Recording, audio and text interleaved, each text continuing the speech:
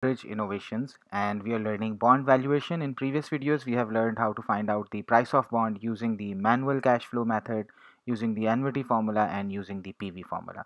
Now the last method that we are going to learn is the price function. We can also find the price of a bond using the price function, the built-in price function in Excel, and that is very simple function. You just have to uh, type price, and then it will ask for the arguments. The first argument is the settlement date is the date at which you are purchasing this bond, and then maturity is the date at which the bond will retire. So you may see I have written 13th May and 13th May, both 2023 and 2025. So that means this bond will retire in 2 years.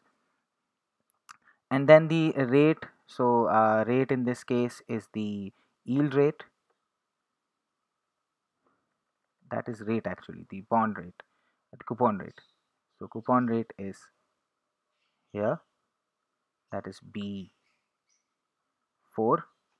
And then it asks for the yield is 6%, and then the redemption value is the face value, and then the frequency, and it has only three options available: the annual frequency, semi-annual, and quarterly.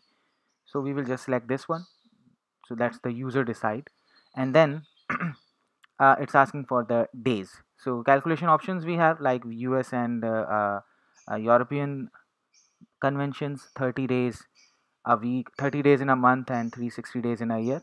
And then actual means it will calculate the actual number of days if it is 31st month, like January and March and so on. So it will count 31 days. If it is Feb, it will count 28 days. If it is leap year, it will count 366 days in a year instead of 365. Option number 1. And if you take option 2, it will take the actual number of days. If it is 31 month, so it will take 31 days, but for the whole number of years it will take 300. For the whole number of days in a year, it will take 360 days. And if we select the third one, it will take the actual number of days. Even if it is a leap year, it will take 29 days in the month of Feb, but the total number of days will be 365 in a year. So usually we can take 3. This gives the answer very close to the other formula, so usually I like that option, so I will select 3.